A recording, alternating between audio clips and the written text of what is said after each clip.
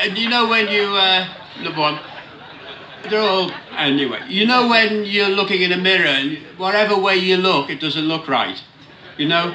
And it's, you know, it always looks older, doesn't it? You can't get it to look younger, you know? This is about that, and it's called vanity.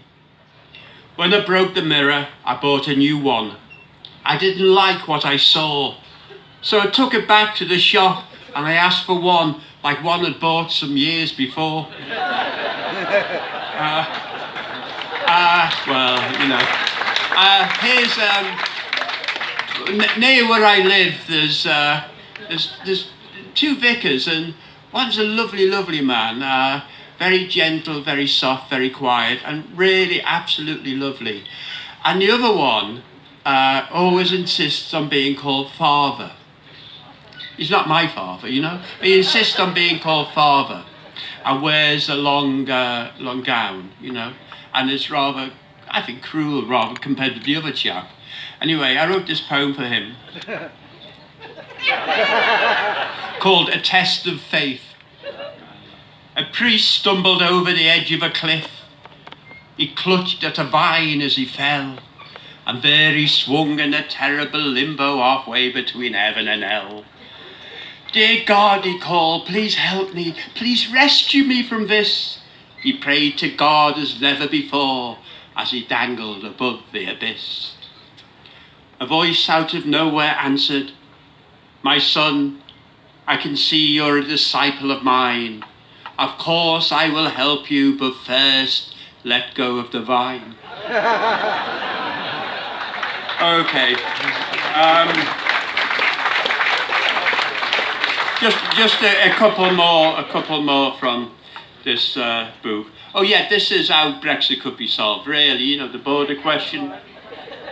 Just imagine, at the border, you must have something to identify yourself, the official said. I held a mirror to my face. Yeah, that's me, I said.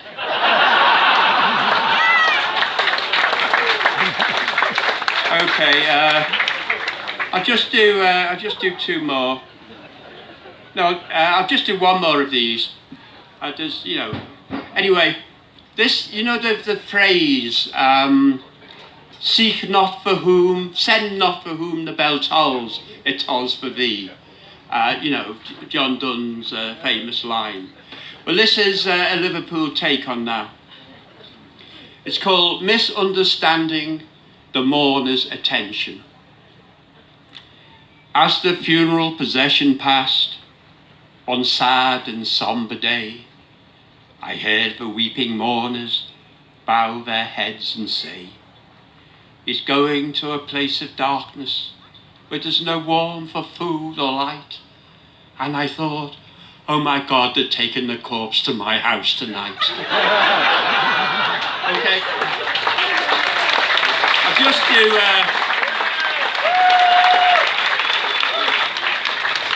I'll just do two poems to finish, and these are from a series of elegies, really, because, you know, lots of us are getting old and we all know people who are not here. And this poem is for Kevin Ayres and Ollie Halsall, both wonderful musicians who have long gone. And both of them, and especially Kevin, they had chances to be, you know, much more famous than they were. And both of them, in a way, hid away. They wanted fame, but they were a bit frightened of it. And both went abroad and were expats, basically. And there's a poem about a village that has used to have a lot of expats in. For Kevin and Ollie. Going back to the old place, I asked after them, only to find I was asking after the dead. Absurdly, I felt they had not the right to leave, as if they were as permanent as the olives, as stationary as the geckos on the lamp-lit walls of their houses. Now they are buried amongst old gossip. Their carefully rescued paintings blister and peel in the cellars beneath which the Torrente flows. Their homes are sold, The unwritten songs wait to remain unwritten by others. The records, collector's items now. Though they have melted into the shadow of the cypress, memory cannot help but see them still holding forth in harbour-side cafes. Alfred, Isabel, Ollie, Kevin, the rest. Their names, beads counted on a rosary of indolence. Loose souls who burned their tickets home long ago and had seemed to live on sunlight and wine and were envied and, having escaped most things, had seemed for a little time immortal. Thank you.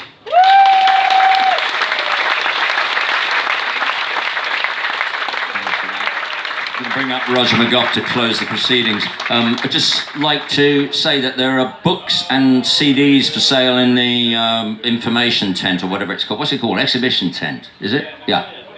Medina tent. And we better have to mention that. The lads are all going to be there signing. They'll sign anything. And your CDs? Yeah, I have some CDs, various bands and things that I've been in. Over to Rog. Shouldn't I? Yeah, sorry, so sure. There we are. This is one of my Silver Fox poems. This one's called Carpe Diem. Carpe Diem, which I used to think meant fish of the day. It doesn't, but it means Carpe Diem. Anyway. On reaching 70, I decided to live every day as if it were my last. But after 3 days of lying in bed in a darkened room, I tore off the oxygen mask, opened the curtains and sacked the nurse. There was more to life, surely, than worrying about when it would end and how. The secret was Carpe Diem. So out I went to seize the day, to catch it unawares and hug it, to bathe in its light, to enjoy every minute. But the day kept me at arm's length, didn't want to be touched, bobbed and weaved away until it dwindled away. At 1 a.m, I ended up in the bar of the Carpe Diem, drunk and counting the cost. Another day wasted, another chance lost.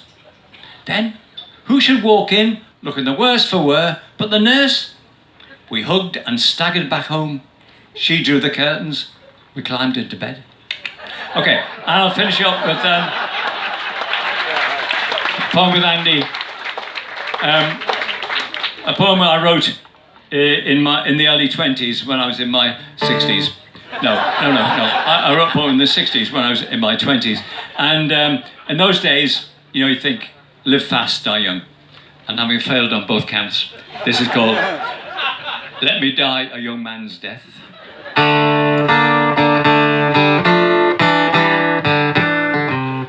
Let me die a young man's death. Not a cleaning in between the sheets, holy water death. Not a famous last words, peaceful, out of breath death. When I'm 73 and in constant good humour, might be mown down at dawn by a bright red sports car on my way home from an all-night party. Or when I'm 91 with silver hair and sitting in a barber's chair, may rival gangsters with hand-fisted Tommy guns burst in and give me short back and insides.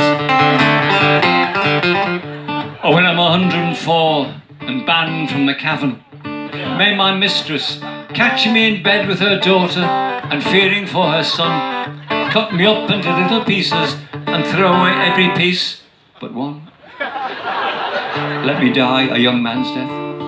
Not a free from sin, tiptoe in, candle wax and waning death.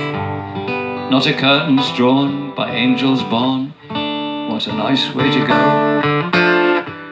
Death, death, death, death, death, death, death, death. Thank you. Great, lovely, thank you. Thanks very much.